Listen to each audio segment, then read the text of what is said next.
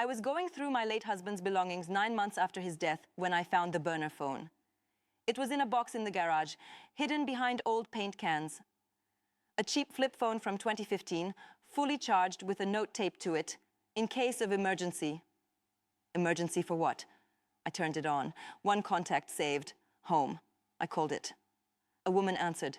David, is that you? My husband's name was David. Who is this? I asked. Long pause. Then, who is this? I'm David Patterson's wife, widow. He died 9 months ago. The woman on the other end started crying. He told me he was single. My name is Susan Patterson.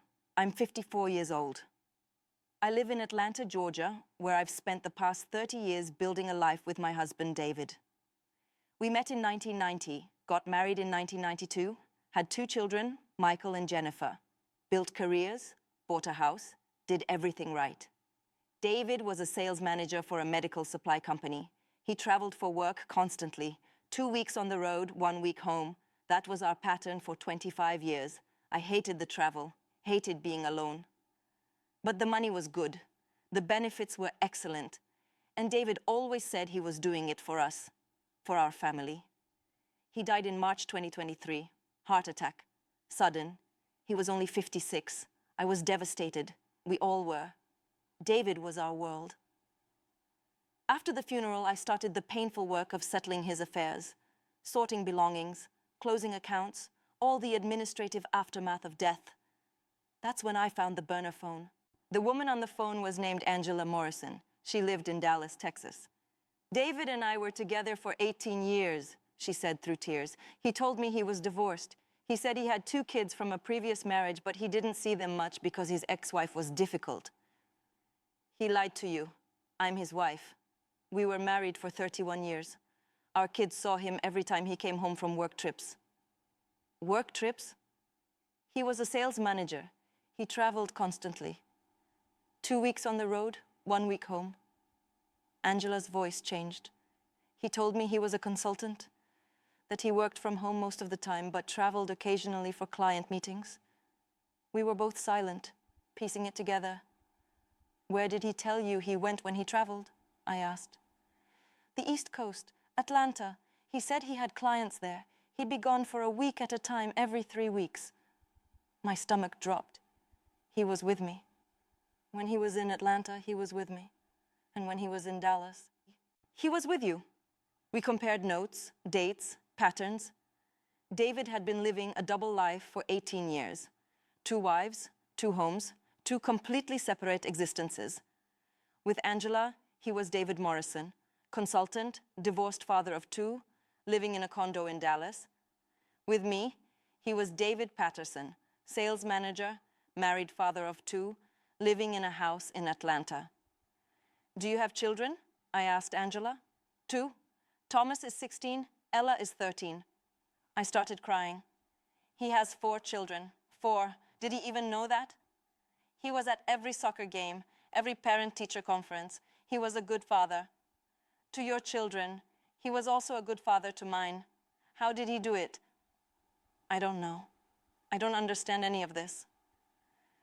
Angela and I met in person 2 weeks later, neutral location, a coffee shop in Louisiana, halfway between Dallas and Atlanta. She was beautiful, brunette, about my age. She looked tired, devastated. We sat across from each other, 2 women who'd both loved and lost the same man, not knowing the other existed. I brought photos, Angela said, sliding her phone across the table. David at Thomas's baseball games, David at Ella's dance recitals, David at family dinners, David smiling, happy, present. I showed her my photos. David at Michael's graduation, David at Jennifer's wedding, David at our 30th anniversary party. Same man, 2 lives. How did we not know? I asked. He was careful. He had different phones, different social media accounts, different everything. But 18 years? How do you hide a second family for 18 years? We pieced together the logistics, the lies, the planning. David had used his real name, David, but different last names with each of us. Patterson with me, Morrison with her. He'd told me he traveled constantly for work, told her the same thing, used that as cover to maintain both relationships. He paid for Angela's condo in cash, told me he was investing in rental properties for retirement. The rental property was his second home. He had separate bank accounts, separate credit cards, separate everything. Did he marry you? I asked Angela. Legally? Yes, in 2005. We had a wedding. Small. His kids from his first marriage didn't come because they lived with his ex-wife, and she was difficult. So he committed bigamy? Apparently. The hardest part was telling the children. My children, Michael, 32, and Jennifer, 30, were adults. They'd been devastated by their father's death. Now I had to tell them his entire life had been a lie. Dad had another family in Dallas, another wife, 2 more children. Michael stared at me. What? He's been living a double life for 18 years, since before you graduated high school. Jennifer started crying. Are you sure? Maybe it's a mistake. I met her. Angela. She has photos, documents, marriage certificate. So Dad was, what, a bigamist? Yes. Angela had to tell her children, too. Thomas and Ella, teenagers who thought they knew their father. Your father wasn't divorced. He had another wife in Atlanta. 2 grown children. It destroyed them. We arranged for the children to meet. Michael, Jennifer, Thomas, and Ella, 4 half-siblings who'd never known the others existed. They met in November 2023, 8 months after David's death. It was awkward, painful, angry. He came to my graduation, Michael said. Did he miss yours to come to mine? He was at my sweet 16, Ella said. Where were you? He walked me down the aisle at my wedding, Jennifer said quietly. Did he tell you he was traveling for work that weekend? They compared dates, birthdays, holidays, found the pattern of David's rotation, the careful scheduling that let him be present for both families. He loved us all, Thomas said. Right? This doesn't mean he didn't love us? No one knew how to answer that.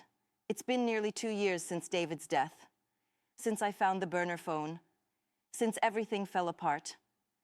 Angela and I talk occasionally, not friends, but connected by this bizarre shared tragedy. We're both still processing. The children are slowly building relationships. Michael and Thomas bonded over their love of baseball. Jennifer and Ella follow each other on Instagram. They're half-siblings. They share DNA. They share a father who lied to all of them. Financially, it's a mess. David's estate had to be split between both families. The house I'd thought was ours was only half ours. The retirement accounts were divided. The life insurance went to both families. Everyone lost. I've gone to therapy. So has Angela. So have all 4 children. We're all trying to answer the same question. How do you mourn someone who betrayed you? How do you grieve a man who was living a lie? Some days I hate David. Hate him for the deception. Hate him for the pain he caused. Other days I remember the good times, the laughter, the love. And I wonder if any of it was real. David Patterson Morrison died thinking he'd gotten away with it, thinking his 2 families would never find each other. But death has a way of revealing secrets. The burner phone, the DNA connections when the families eventually took tests, the inevitable collision of 2 lives that were never meant to intersect. He lived a double life for 18 years. And when he died, both lives collapsed. I don't know if he loved both of us. I don't know if he loved either of us. I'll never know. What I do know is that 4 children lost their father twice.